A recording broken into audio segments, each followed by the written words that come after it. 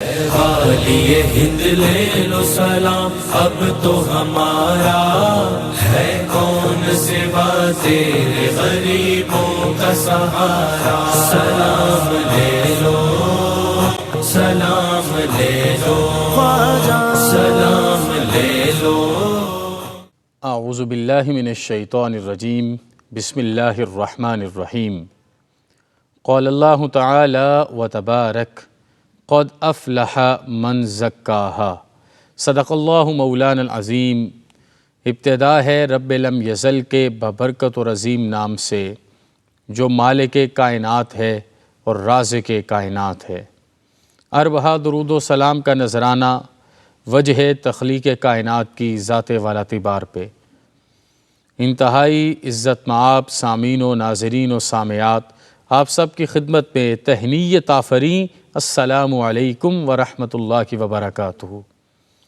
حضور سیدنا غریب نواز خواجہ معین الدین چشتی اجمیری رحمۃ اللہ علیہ کی زندگی کے مختلف گوشوں سے میں اور آپ اپنے لیے فیضان عزت اور فیضان نور حاصل کر رہے ہیں۔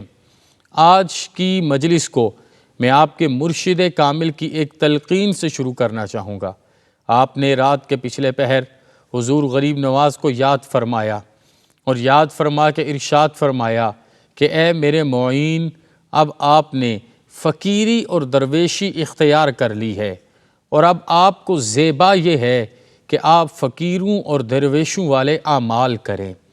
یہ میں آپ سب کی توجہ چاہوں گا کہ چند لمحے کے لیے اپنی سماعتیں ادھار دیجئے، سما خراشی کی اجازت دیجئے، اور ایک ایسا علم اور حکمت کا موتی آپ کے دامن میں جو حضور سیدنا خواجہ عثمان ہرونی نے اپنے معین الدین کو عطا فرمایا، وہ اس درویش اور ناتواں انسان کی زبان سے اپنے دامن میں آراستہ کیجئے۔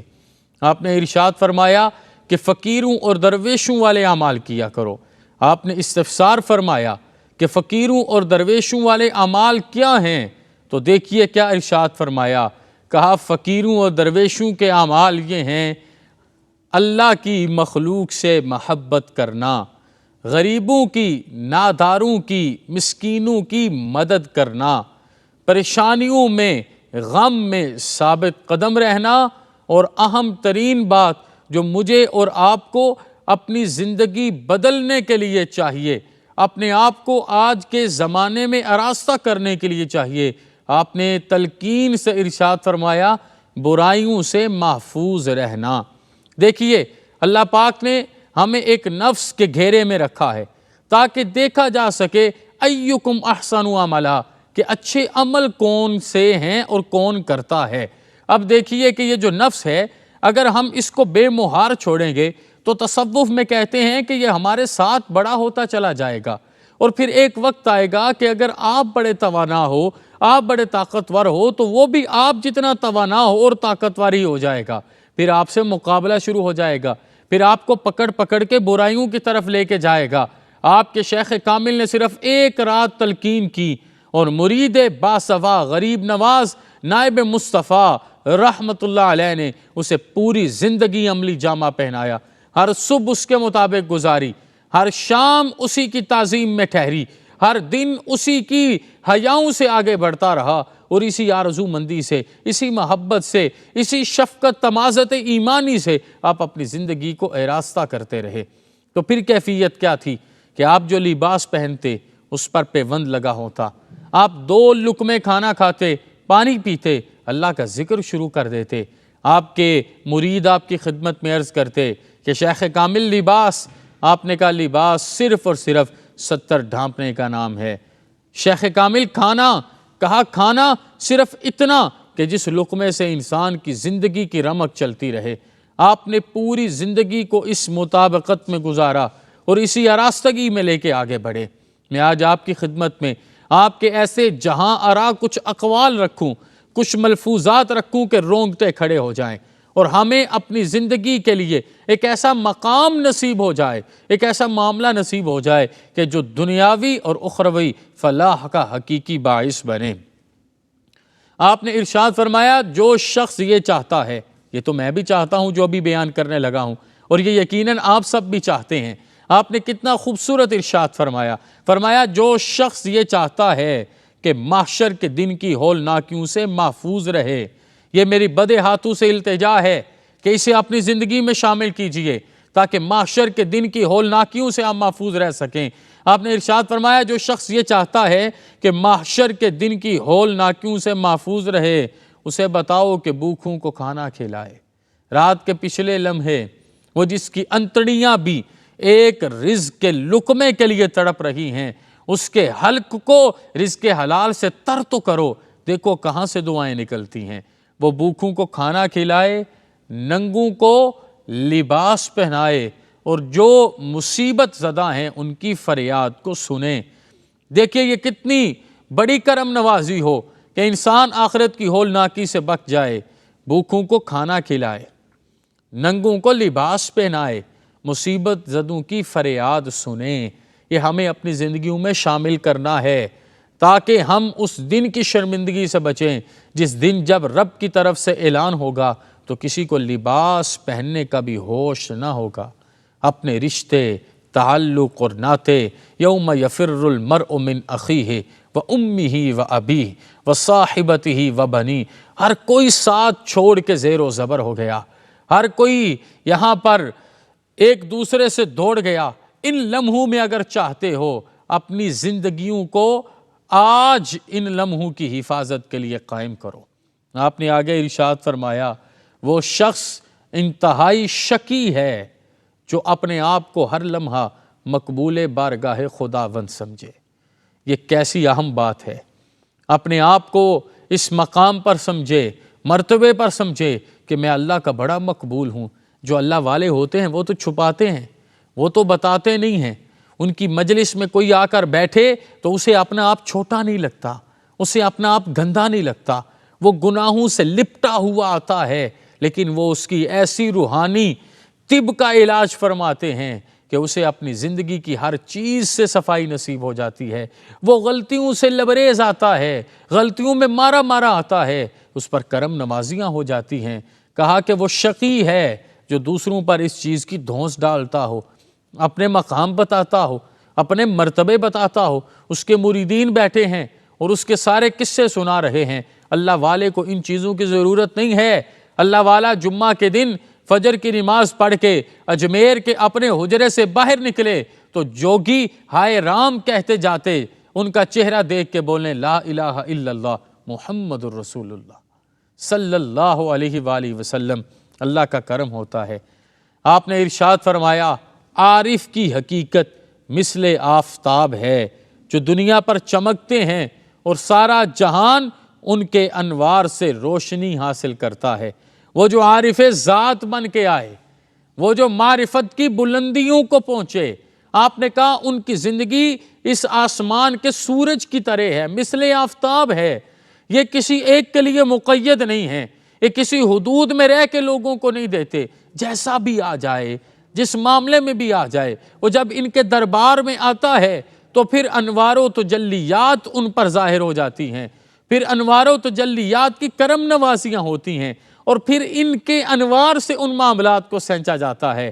اس لیے سنو، وہ بھی شقی ہے جو اپنے آپ کو مقبول بارگاہ خداوند سمجھے، اور وہ عارف نہیں ہے جس کے نور عمل سے لوگوں کے دل کی دنیا نہ بدلے۔ جیسے بھی دل ہوں، ظلمت کدے ہوں، کذب کدے ہوں، ایک عارف کی، ایک نور کی تجلی سے ہر چیز بدل دی جاتی ہے، پاک فرما دی جاتی ہے، صاف فرما دی جاتی ہے۔ آپ ارشاد فرماتے علم وہ ہے، اور یہ آج کا سب سے بڑا مسئلہ ہے، آج کا سب سے بڑا مسئلہ ہے۔ ہم صرف نالج کو علم سمجھتے ہیں، ہمیں سمجھنا ہوگا کہ کیا پریکٹیکلزم ہے۔ آپ نے ارشاد فرمایا کہ علم وہ ہے جو آفتاب کی طرح طلوع ہو، علم وہ ہے جو آفتاب کی طرح طلوع ہو اور سارے عالم کو روشن اور منور کر دے۔ سبحان اللہ، یہ کتنا لطیف جملہ، یہ کتنا اعلیٰ جملہ، یہ کتنا خوبصورت پیغام ہمیں حضور غریب نواز نے عطا فرمایا کہ علم وہ جو آفتاب کی طرح طلوع ہو اور پھر علم اپنے نور سے سارے عالم کو منور اور روشن کر دے۔ لوگوں کو پتہ چل جائے کہ راہ ہدایت کیا ہے، لوگوں کو پتہ چل جائے راہ حقیقت کیا ہے، لوگوں کو پتہ چل جائے کہ قطرہ نیساں کو گوہر کیسے بنانا ہے، پتہ چل جائے کہ ہماری آنکھوں کا مقصد کیا ہے، ہماری پیشانی کے بنانے کا مقصد کیا ہے۔ علم انہی مقصدیت کو بتانے کے لیے ہوتا ہے نا، یہ صرف الفاظ کے ذخیرے کو اور نالج کے ذخیرے کو اکٹھا کرنے کے لیے تو نہیں ہوتا، وکیبلریز کو بڑھانے کے لیے تو نہیں ہوتا۔ اگر آپ کو اپنی چیزوں کے مقصد کی سمجھ نہیں ہے تو پھر آپ کیا ہیں؟ دیکھیے، ہمیں یہ کپ اس کے مقصد کا پتہ ہے، ہمیں اس ٹیبل کے مقصد کا پتہ ہے، ہمیں اپنی ذات کے مقصد کا ہی نہیں پتہ۔ ہمیں رات کے پچھلے پہر میں جو عرفان ذات کے لمحے ہیں، جو معرفت کی حقیقتوں تک پہنچنے کے معاملے ہیں، ان کا ہی علم نہ ہو تو پھر ہم نے کیا زندگی گزاری؟ علم اندر بدلتا ہے، علم حلم پیدا کرتا ہے، حقیقی علم نور پیدا کرتا ہے، حقیقی علم عاجزی پیدا کرتا ہے۔ اور آپ ارشاد فرماتے ہیں کہ جو عاجزی ہے، عاجزی عبادت و ریاضت میں سب سے اعلیٰ مقام ہے۔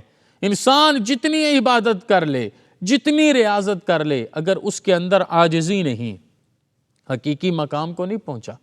فرمایا عبادات و ریاضت میں سب سے اعلیٰ مقام عاجزی ہے۔ اب آگے آپ نے ارشاد فرمایا عالم حق کا دل سچائی کا گہوارہ ہوتا ہے، اور دو چیزیں سب سے بڑھ کے ہیں، یہ میں آج آپ کی خدمت میں عرض کروں گا۔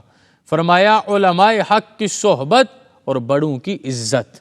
یہ آپ کی تلقین ہے کہ جو علماء حق ہیں ان کی صحبت اختیار کرو اور اپنے بڑوں کی عزت کرو، تعظیم کرو۔ دیکھیے، یہی تو ہمارا ورثہ تھا کہ ہم نے ہمیشہ علماء کے سامنے اپنی پلکوں کو جھکایا، اور علماء حق نے عاجزی سے، انکساری سے علم کے نور کو پھیلایا۔ سب سے پہلے خود عمل کرتے، اگر کوئی ایک چھوٹا سا معاملہ بھی ہوتا اور اس پر اپنا عمل موجود نہ ہوتا تو تلقین نہیں فرماتے تھے، تو حکم نہیں دیتے تھے، تو بدلاؤ کی بات نہیں کرتے تھے، جب تک اپنے اندر وہ تبدیلی لے کے نہیں آتے، جب تک اپنے آپ کو اس مقام تک نہ پہنچاتے، جب تک اپنے اندر سے اس عادت کو ختم نہ کرتے، اس معاملے کو ختم نہ کرتے، تب تک کبھی حکم نہ دیتے۔ حضرت بابا صاحب کا وہ آپ نے گڑ والا واقعہ تو سنا ہے نا، جب خود چھوڑنے کا ارادہ کیا تو پھر حکم دیا۔ میں ایک ایسے بزرگ کو جانتا ہوں، وہ ایک رستے سے چل رہے تھے، میں اس منظر کو آنکھوں سے دیکھ رہا تھا۔ ان کے ایک دوست نے ایک درخت کے اوپر سے ایک مسواک اتار کے انہیں دی۔ انہوں نے کہا مجھے نہیں پتا اس مسواک کو لگانے والے نے کس پیسے کے ساتھ اس درخت کو لگایا ہے، اس لیے میں اس کی مسواک نہیں کر سکتا جب تک میں جان نہ لوں، جب تک میں اس سے اجازت نہ لوں۔ یہ پرکھنا ہے اپنے آپ کو، یہ دیکھنا ہے اپنے آپ کو کہ ایک سیب کے بدلے ابو صالح موسیٰ جنگی دوست اپنی عاقبت بچانے کے لیے نکل کھڑے ہوتے ہیں۔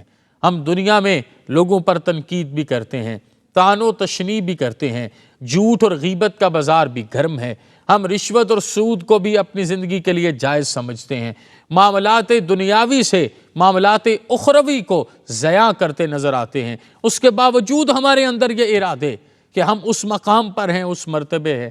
آپ نے ارشاد فرمایا علماء حق کی صحبت اور بڑوں کی عزت۔ آپ اپنے گھر تشریف لے کے آتے نا تو سب سے پہلے اپنی اماں حضور کی قدم بوسی، حضور خواجہ معین الدین چشتی اجمیری حسن سنجری غریب نواز نائب مصطفیٰ فرمایا کرتے تھے۔ اپنی اماں حضور کے چہرے کا دیدار کر کے حج مبرور و مقبول کا ثواب حاصل کیا کرتے تھے، اپنی ماں کی خدمت کر کے دعائیں لیا کرتے تھے اور ان دعاؤں سے اپنی زندگی کو آراستہ کیا کرتے تھے۔ خدا را ان چیزوں کو اپنی زندگی میں شامل کیجئے۔ اگر آپ فقیری کے رستے پر، درویشی کے رستے پر آنا چاہتے ہیں اور اس دنیا میں رہ کے بہترین درویشی کے رستے کو اختیار کرنا چاہتے ہیں تو آج یہ جتنی چیزیں میں نے آپ کی خدمت میں عرض کی ہیں ان کو اپنی زندگی میں شامل کیجئے۔ حضور غریب نواز کی مجلس، حضور غریب نواز کی محفل ہر خاص و عام کے لیے ہوتی۔ آپ ہر خاص سے بھی کلام فرماتے، آپ ہر عام سے بھی کلام فرماتے، آپ ہر طبقہ ہے زندگی سے تعلق رکھنے والے کو تلقین فرماتے، اسے دین حق کے رستے پر بلاتے اور انہی راہوں پر آنے والوں کو اللہ اور اس کے رسول کی رضا بتاتے۔ انتہائی ذی وقار بھائیوں، بہنوں، ناظرین، سامعین و سامعات، آؤ دیکھو کہ آپ کے شیخ نے آپ کو حکم ارشاد فرمایا۔ کیا حکم ارشاد فرمایا؟ کہا کہ فقیروں کے رستے پر چلنا ہے تو فقیری کو اختیار کر کے چلنا ہے، غریبوں کی مدد کرنی ہے۔ غریب نواز سے بڑھ کے کس نے کی؟